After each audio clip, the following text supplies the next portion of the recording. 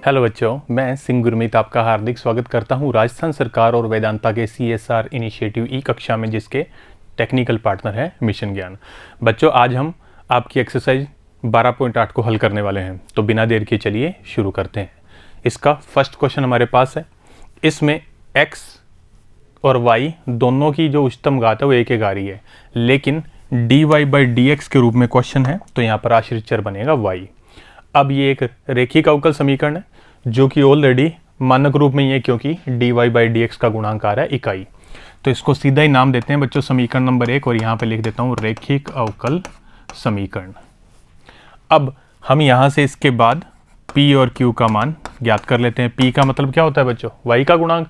y का गुणांक है बच्चों 2, और जो q है उसका मतलब जो RHS में वैल्यू लिखी हुई है वो आ जाएगी। इसको ओवरऑल नाम दे देते हैं बच्चों समीकरण नंबर 2। अब नेक्स्ट स्टेप में हम लोग IF का मान ज्ञात करते हैं, जो कोई होता है e की पावर में इंटीग्रेशन p dx। e की पावर में इंटीग्रेशन p का मान रख दो, p का मान है 2 और ये dx, इसका इंटीग्रेशन बन जाएगा e की पावर में 2x के रूप में, और इसको नाम दे देंगे समीकरण नंबर 3। e को मत भूल जाना बच्चों, बिना e के आपका क्वेश्चन गलत हो जाएगा। नेक्स्ट स्टेप में इस अवकल समीकरण का हल लिख देते हैं, और आप जानते हैं हल का सूत्र क्या होता है बच्चों? y गुणा में आ जाता है इंटीग्रेटिंग फैक्टर जो कि है e की पावर में 2x, इक्वल में आता है इंटीग्रेशन के अंदर q का मान ये रहा, और साथ में आ जाता है फिर से इंटीग्रेटिंग फैक्टर यानी IF e की पावर 2x और dx। अब आपने इस इंटीग्रेशन को हल करना है, जिससे ओवरऑल आपको अवकल समीकरण का हल मिल जाएगा। इसको हल करने के लिए 4 को तो बाहर कर दूंगा, कांस्टेंट है, और इस पर खंडशः समाकलन विधि का उपयोग करूंगा बच्चों, और फर्स्ट और सेकंड के लिए इलेट का यूज़ करता हूं। तो ये फर्स्ट फंक्शन बनेगा और ये सेकंड फंक्शन 4 को बाहर शिफ्ट करते हुए। तो नेक्स्ट स्टेप में लेफ्ट हैंड साइड में तो कोई चेंजिंग करने की ज़रूरत नहीं है, 4 को बाहर कर दिया, यहाँ पर u × v का मेथड लगाया, तो फर्स्ट को छोड़ दिया बच्चों और सेकंड का इंटीग्रेशन कर दिया। माइनस इंटीग्रेशन के अंदर फर्स्ट का अवकलन, सेकंड का इंटीग्रेशन, बटे वाले 2 को बाहर कर दिया, और इसका फिर से इंटीग्रेशन होगा बच्चों। नेक्स्ट स्टेप में ये 4, यहाँ पर x e की पावर 2x बटे में 2, ये -1/2, इसका फिर से इंटीग्रेशन बन जाएगा e की पावर 2x बटे में आ जाएगा 4। सभी इंटीग्रेशन खत्म, सॉरी यहाँ पर बटे में आएगा 2 और 2 का गुणा बन जाएगा 4 बच्चों, यहाँ पर 2 होना चाहिए, plus constant of integration c।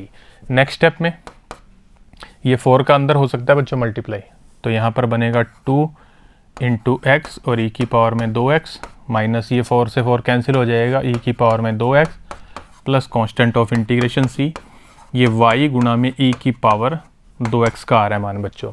इनमें से मैंने कॉमन लिया e की पावर 2x को, तो शेष बचेगा 2x - 1 और आगे चल रहा है constant of integration c। Next इसको और अधिक हल करने के लिए हम क्या करते हैं, इस e की पावर 2x का उस साइड में लगा देते हैं भाग, जिससे लेफ्ट हैंड साइड में बचेगा y। इसका भाग जब दूंगा तो इस स्टेप में तो ये हो जाएगा कैंसिल, बचेगा सिर्फ 2x - 1, और c के अंदर जब मैं इस पद का भाग दूंगा तो इस पद को ऊपर शिफ्ट करने से आ जाएगा e की पावर में -2x, और यही आपके क्वेश्चन का फाइनल आंसर बन जाएगा बच्चों। नेक्स्ट क्वेश्चन हल करते हैं हमारा। नेक्स्ट क्वेश्चन के अंदर हमारे पास जो अवकल समीकरण है उसके अंदर y की अधिकतम घात आ रही है 1, यानी ये भी एक रेखिक अवकल समीकरण, लेकिन स्टैंडर्ड फॉर्म में नहीं है बच्चों, क्योंकि dy/dx का गुणांक इकाई नहीं है। तो इसको इकाई बनाने के लिए हम लोग cos² x का लगा रहे हैं भाग। जैसे ही cos² x का भाग लगाऊंगा यहाँ पर बन जाएगा dy/dx। इस पद में जब cos² का भाग लगाऊंगा तो cos² को ऊपर शिफ्ट कर दूंगा बच्चों, वो बन जाएगा sec² x और y। इसमें लगाऊंगा भाग तो इसको लिखा सेम, और cos² के भाग को ऊपर शिफ्ट कर दिया तो बन जाएगा sec² x।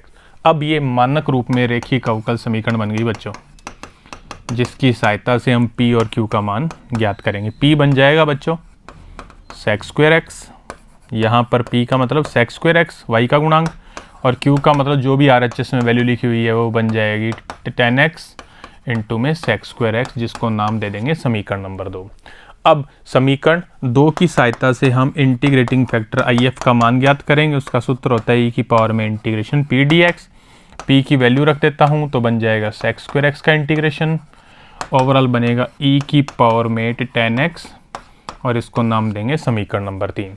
नेक्स्ट स्टेप में इस अवकल समीकरण का जो हल है वो क्या बनेगा, y गुणा में इंटीग्रेटिंग फैक्टर बच्चों, ये लीजिए integrating factor is equal to the integration के अंदर हमारे पास क्या आता है, पहले q, और जो q है उसका मान हमारे पास ये रहा, इस मान को यहाँ पर कर देते हैं पुट, और इसके साथ फिर से लिखा जाता है इंटीग्रेटिंग फैक्टर IF को। इसमें यदि मैं ध्यान दूं तो 10x का अवकलन sec स्क्वायर यहाँ पर dx के साथ गुणा में मौजूद है। तो इस क्वेश्चन को हल करने के लिए हम लोग 10x को मान लेते हैं t, जिससे इसका अवकलन बन जाएगा sec square x dx is equal to the dt बच्चों। अब ये वाले मान इसके अंदर कर देते हैं पुट, तो इसके स्थान पे तो आ जाएगा dt और इनके स्थान पर आ जाएगा t, तो बनेगा t इंटू ई की पावर t। खंडशः समाकलन विधि से इसको हल किया जाएगा बच्चों। इलेट के अनुसार ये फर्स्ट फंक्शन बनेगा और ये सेकंड फंक्शन, तो u into V method use करते हैं। फर्स्ट को छोड़ दिया, सेकंड का इंटीग्रेशन सेम आएगा, माइनस इंटीग्रेशन के अंदर फर्स्ट का अवकलन, सेकंड का इंटीग्रेशन और फिर से इंटीग्रेशन। अब इस इंटीग्रेशन की वैल्यू वापस क्या बनेगी बच्चों, e की पावर t, तो बन जाएगा t e की पावर t माइनस e की power t plus constant of integration c। यहाँ से बच्चों नेक्स्ट स्टेप में e की पावर t को कॉमन लिया तो बनेगा t माइनस 1 प्लस c, मानिए c को ख़त्म कर दो तो बन जाएगा e की पावर में 10x और यहाँ पर आ जाएगा 10x minus 1 plus constant of integration c। Left hand side में ये वाला स्टेप आ रहा था बच्चों। अब हमेशा की तरह इस पद का लगा देते हैं भाग दोनों साइड में, तो यहाँ पर बचेगा y, यहाँ पर ये पद कैंसिल होके बनेगा सिर्फ 10x माइनस 1, और जब c के अंदर इस पद का भाग दिया जाएगा तो बन जाएगा c इंटू में e की पावर में माइनस 10x, और यही आपके क्वेश्चन का फाइनल आंसर बन जाएगा बच्चों। तो इस प्रकार से बड़े इजी से क्वेश्चन है। नेक्स्ट क्वेश्चन फिर से y की अधिकतम घात 1 है, y आश्रित चर है, लेकिन ये मानक रूप में अभी तक नहीं है। मानक रूप में बदलने के लिए 1 प्लस एक्स स्क्वायर का लगा देता हूँ भाग। जैसे ही 1 प्लस एक्स स्क्वायर का भाग लगेगा तो यहाँ पर बचेगा सिर्फ dy बाई डी एक्स। इसमें भाग लगाऊँ तो इसको थोड़ा सा एडजस्ट करके लिख रहा हूँ, 2 और x को पहले लिखा, उसमें 1 प्लस एक्स स्क्वायर का दिखाया भाग और साथ में लिख दिया y। RHS में 4x स्क्वायर है और 1 प्लस एक्स स्क्वायर का लगा दिया भाग। अब बच्चों ये मानक रूप के अंदर रेखिक अवकल समीकरण बन चुकी है। इससे हम p और q का मान ज्ञात कर देंगे। यहाँ पर p का मतलब y का गुणांक जो कि है 2x बटे में 1 प्लस एक्स स्क्वायर, और q का मतलब है RHS के अंदर रखा हुआ फंक्शन बच्चों। दोनों को इकट्ठा नाम देता हूँ समीकरण नंबर 2। इसके बाद ज्ञात करते हैं बच्चों IF या इंटीग्रेटिंग फैक्टर, जिसका सूत्र होता है e की पावर में इंटीग्रेशन p dx बच्चों। तो e की पावर में इस फंक्शन को लिखूंगा, इंटीग्रेशन हल करेंगे। अब इस इंटीग्रेशन के अंदर अच्छी बात क्या है, नीचे का पूरा अवकलन ऊपर है, तो यहाँ पर आ जाएगा e की पावर में log और नीचे वाला फलन जो है 1 प्लस एक्स स्क्वायर। अब e और log तो हो जाने हैं बच्चों की कैंसिल, बचेगा कौन, सिर्फ 1 प्लस एक्स स्क्वायर। तो हमारे पास IF का मान आ जाएगा 1 प्लस एक्स स्क्वायर और इसको नाम दे दूंगा समीकरण नंबर 3। नेक्स्ट स्टेप में इस अवकल समीकरण का हल लिखते हैं। हल होता है y गुणा में IF और IF का मान है 1 plus x square is equal integration के अंदर आता है q का मान है 4x square upon 1 plus x square, उसके साथ फिर से IF का गुणा होता है यानी 1 प्लस एक्स स्क्वायर का, और इस इंटीग्रेशन को हल करना है बच्चों। इसमें ये वाले पद तो हो जाने हैं ख़त्म, बचेगा 4x स्क्वायर जिसमें 4 कांस्टेंट है और x स्क्वायर का इंटीग्रेशन बन जाएगा x क्यूब बटे 3 plus constant of integration c। ये y गुणा में 1 प्लस एक्स स्क्वायर का आने वाला है मान। नेक्स्ट स्टेप में हमेशा की तरह y को इधर रखेंगे, इस पद का उधर लगा देंगे भाग, तो y का मान बन जाएगा यहाँ पर 4x क्यूब बटे में 3। अब लगाऊंगा भाग तो 1 प्लस एक्स स्क्वायर को यहाँ लिख दिया। इसी प्रकार c में भाग लेगा तो बन जाएगा c बटे में 1 प्लस एक्स स्क्वायर, और यही आपके क्वेश्चन का फाइनल आंसर बन जाएगा बच्चों। नेक्स्ट क्वेश्चन अपने हल करते हैं इसका। क्वेश्चन नंबर है 5। ये स्टैंडर्ड फॉर्म में है, y की घात 1 है, तो अच्छी बात है, इसी को नाम देंगे समीकरण नंबर 1 और ये आपकी मानक रेखीय अवकल समीकरण बन जाएगी। इसकी सहायता से हम लोग p और q का मान ज्ञात कर लेते हैं। p का मान बन जाएगा y का गुणांक यानी कि cot x, और q जो RHS में फंक्शन लिखा है वो आ जाएगा sin x। इसको ओवरऑल नाम देते हैं समीकरण नंबर 2। इसकी सहायता से हम if का मान ज्ञात कर लेते हैं जो कि है e की पावर में इंटीग्रेशन p dx बच्चों। तो e की पावर में आ जाएगा इंटीग्रेशन cot x और dx। cot x बच्चों स्टैंडर्ड इंटीग्रेशन होता है, तो आंसर बन जाएगा e की पावर में log sin x, और e और log कैंसिल होकर सिर्फ क्या बच जाएगा sin x। ओवरऑल आ जाएगा if। समीकरण नंबर लगा देते हैं 3। अब लिख देते हैं बच्चों इस अवकल समीकरण का हल, और हल का सिस्टम y गुणा में आ जाता है if, और i का मतलब if का मतलब आ रहा है sin x is equal integration के अंदर कौन आता है बच्चों q का मान है sin x, और उसके साथ फिर से if का गुणा होता है। अब इस इंटीग्रेशन को हल करना है बच्चों। इस इंटीग्रेशन को हल करने के लिए साइन और साइन का गुणा बन जाएगा sin स्क्वायर x। ये इंटीग्रेशन बच्चों पहले भी आ चुका है, इसको इस रूप में व्यक्त कर देते हैं हाफ एंगल वाले फॉर्मूले से। बटे वाला 2 कांस्टेंट था उसको कर दिया बाहर। अब ये 1/2 तो ठीक है, इसका इंटीग्रेशन कर देता हूँ। 1 का x कोस का बन जाएगा sine 2x/2 plus constant of integration c। ये मान आ रहा है बच्चों y गुणा में sin x का। आप यदि इसको ऐसे ही छोड़ना चाहें क्योंकि कुछ नहीं हो सकता कैंसिल फिलहाल, तो 1/2 का गुणा अंदर कर दो तो बनेगा x/2। यहाँ पर बन जाएगा साइन 2x बटे में आ जाएगा 4 plus constant of integration c, और यही आपके क्वेश्चन का फाइनल आंसर बन जाएगा बच्चों। नेक्स्ट हमारा क्वेश्चन बच्चों, इस क्वेश्चन में फिर से y की अधिकतम घात 1 है, तो आश्रित चर बन गया y, लेकिन अभी भी ये मानक रेखीय अवकल समीकरण के रूप में नहीं है। तो इसको मानक रूप में बदलने के लिए मैं इस पद का भाग लगाऊंगा क्योंकि ये dy/dx के साथ गुणा में है। जैसे इस पद का बच्चों हम लगाएंगे भाग, तो यहाँ पर फर्स्ट स्टेप बन जाएगा dy/dx। दूसरे स्टेप में यहाँ पर 2x बटे में 1 माइनस एक्स स्क्वायर, साथ में लिख दिया y। और जब उधर इस पद का लगाऊंगा ना भाग बच्चों, ध्यान से सोचो, जब इस पद का इसमें भाग लगेगा यहाँ पर यूं,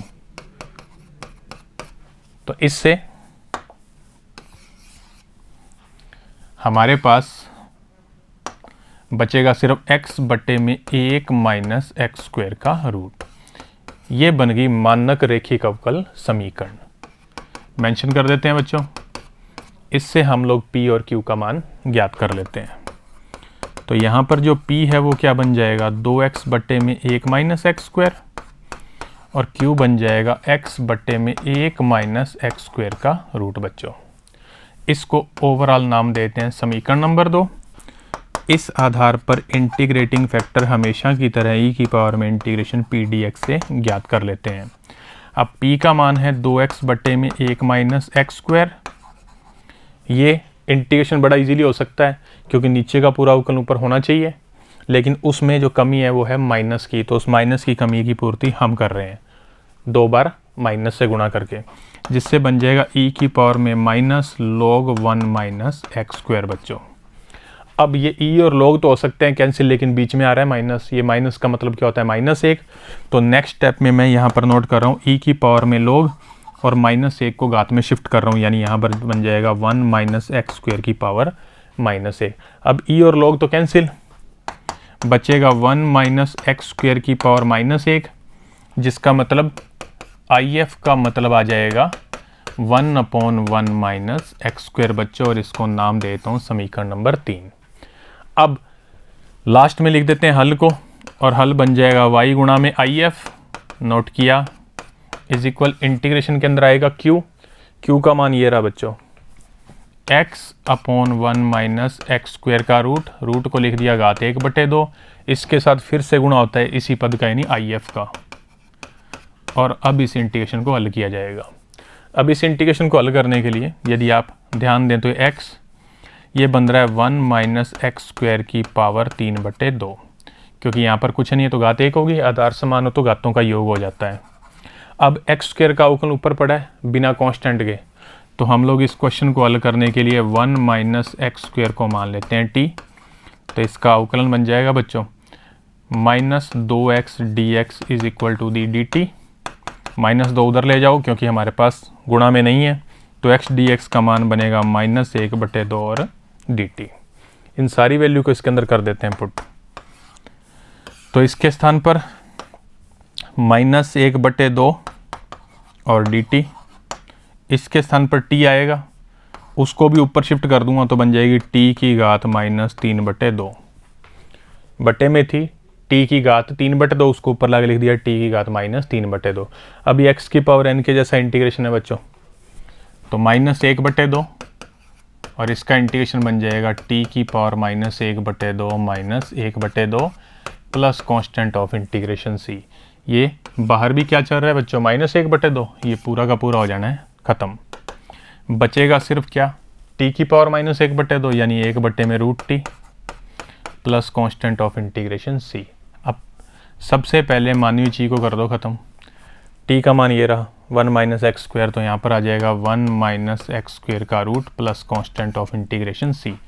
इस साइड में कौन चल रहा है बच्चों, इस साइड में चल रहा है y गुणा में 1/1 माइनस एक्स स्क्वायर। अब नेक्स्ट स्टेप में हम क्या करेंगे, इस पद का इधर कर देंगे गुणा, क्योंकि ये पद किस में, भाग के रूप में, तो उधर गुणा कर देते हैं। तो यहाँ पर बचेगा y, जब इसके साथ गुणा होगा तो आएगा 1 minus X square into 1/1 minus X square का रूट, और c के साथ गुणा होगा तो आ जाएगा c into 1 minus X square. ये दोनों और भी अभी हो सकते हैं हल, तो 1 माइनस एक्स स्क्वायर का रूट बचेगा ऊपर, यहाँ पर आएगा c गुणा में 1 माइनस एक्स स्क्वायर, ये y का मान आ रहा है बच्चों, और यही आपकी अवकल समीकरण का हल होगा, यही आपके क्वेश्चन का फाइनल आंसर बन जाएगा। तो इस प्रकार से हमने इस क्वेश्चन को भी हल कर दिया है बच्चों।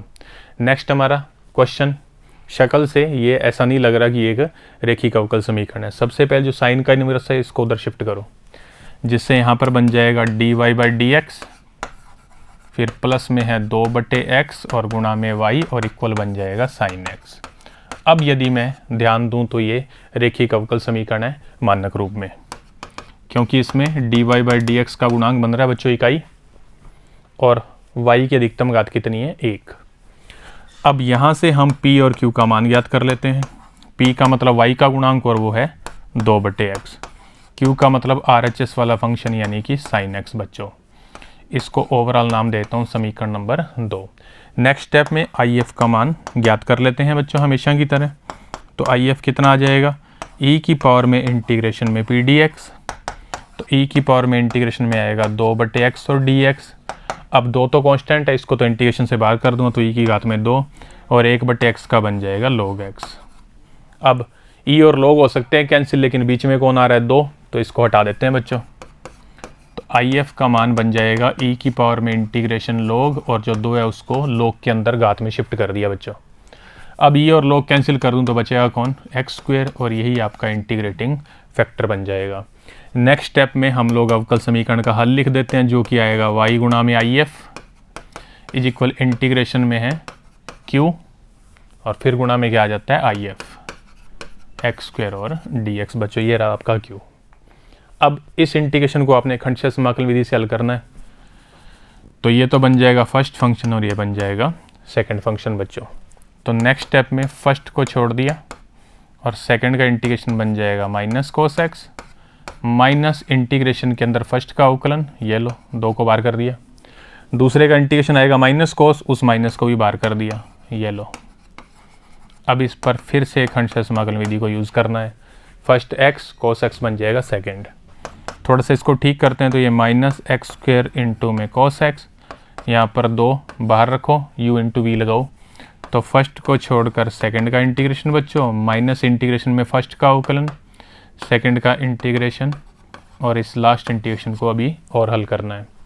नेक्स्ट स्टेप में ये माइनस एक्स स्क्वायर इंटू में कोस एक्स, 2 का गुणा अंदर कर दो तो 2x और साइन एक्स। अब साइन का इंटीग्रेशन बच्चों माइनस कोस, तो यहाँ पर माइनस माइनस बन जाएगा प्लस, 2 से गुणा होगा तो 2 कोस एक्स, सभी इंटीग्रेशन खत्म, तो कांस्टेंट ऑफ इंटीग्रेशन c, ये मान आ रहा है y इंटू एक्स स्क्वायर का। आप चाहो तो यहाँ तक छोड़ दो, ये भी आपका सही आंसर मान जाएगा। लेकिन थोड़ा सा हल और हो सकता है। ये y x square as it is, इन दो स्टेप में से कॉमन आ सकता है बच्चों कोस एक्स। तो जब मैं इसमें से कोस एक्स कॉमन लूँगा तो बाकी बचेगा माइनस एक्स स्क्वायर प्लस में 2, इस पद को एज इट इज लिख दो 2x और साइन एक्स, और लास्ट में चल रहा है कांस्टेंट ऑफ इंटीग्रेशन c, और यही आपका फाइनल आंसर बन जाएगा बच्चों। नेक्स्ट हमारा क्वेश्चन नंबर 8 बच्चों, इस एक्सरसाइज का आखिरी क्वेश्चन है। ये रेखिक अवकल समीकरण आपकी पूर्ण हो जाएगी। अब ये भी स्टैंडर्ड फॉर्म में नहीं है, y की अधिकतम घात 1 है, लेकिन dy/dx के साथ गुणा में x है। पहले तो इस x का लगाते हैं भाग। जैसे ही x का भाग लगाऊंगा बच्चों तो dy/dx यहाँ बचेगा, यहाँ पर बनेगा 2/x गुणा में y, और इक्वल में जब यहाँ x का भाग लगेगा तो बन जाएगा x और log x बच्चों। इसको नाम देते हैं समीकरण नंबर 1, और ये आपकी रेखिक अवकल समीकरण बन गई मानक रूप में, जिससे हम लोग p और q का मान ज्ञात कर लेंगे। p का मान आएगा 2/x और q का मान आ रहा है RHS वाला x और log x बच्चों। इसको नाम देते हैं समीकरण नंबर 2। नेक्स्ट स्टेप में अब ये जो हमारा क्वेश्चन है हो चुका है ऑलमोस्ट। IF का मान ज्ञात करते हैं e की पावर में इंटीग्रेशन p dx से, वो है e की पावर में इंटीग्रेशन और 2/x और dx। अभी जो पिछला क्वेश्चन किया था उसमें भी यही आया था, जिसको हल करने पर e की पावर में 2 log x, और सॉल्व करूँगा तो बचेगा सिर्फ x स्क्वायर बच्चों। इसको नाम देता हूँ समीकरण नंबर 3।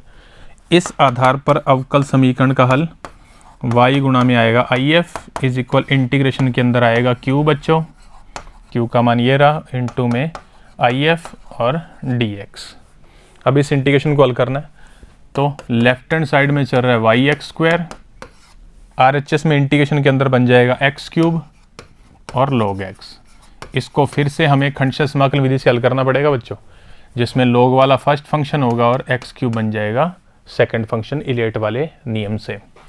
अब इससे होगा क्या, फर्स्ट को छोड़ देंगे बच्चों, सेकंड एक्स क्यूब का इंटीग्रेशन बनेगा x की पावर 4/4 माइनस इंटीग्रेशन के अंदर फर्स्ट का अवकलन, फर्स्ट तो है log x, उसका अवकलन 1/x, सेकंड का इंटीग्रेशन x की पावर 4 बटे वाला 4 बाहर कर दो, इसका फिर से इंटीग्रेशन होगा। नेक्स्ट स्टेप में x की पावर 4 log x अपॉन आ जाएगा 4 माइनस यहाँ पर 1/4 बाहर रखा हुआ, ये कैंसिल होकर बचेगा x की पावर 3। अब x की पावर जो 3 है वो x की पावर n है, उसका इंटीग्रेशन फिर से बनेगा x की power 4/4 plus constant of integration c। ये y इंटू एक्स स्क्वायर का बच्चों मान आ रहा है, ये वाई एक्स स्क्वायर उसको एज इट इज लिखो। यहाँ से यदि मैं सोचूं तो x की पावर जो है 4 वो आ सकता है कॉमन, उसके साथ साथ यहाँ पर बन रहा है 16, तो एलसीएम ले लूँगा 16, उसको भी मैंने बाहर कर दिया। लेकिन यहाँ पर कितना था 4, तो यहाँ पर मल्टीप्लाई में आएगा 4, फिर log x, फिर माइनस ये सारा कॉमन आ चुका है तो 1 plus constant of integration c। यहाँ तक बच्चों ये हल हो सकता है, और यही आपके क्वेश्चन का फाइनल आंसर बन जाएगा। आप यदि और हल करना चाहें तो एक्स स्क्वायर का लगा सकते हैं भाग, हालांकि कोई आवश्यकता नहीं है, यही आपके क्वेश्चन का फाइनल आंसर बन जाएगा। तो इस प्रकार बच्चों हमने आपकी एक्सरसाइज 12.8 को भी हल कर लिया है। इसी के साथ आज के वीडियो को ख़त्म करते हैं। अगले वीडियो के साथ जल्दी मुलाकात करेंगे। धन्यवाद।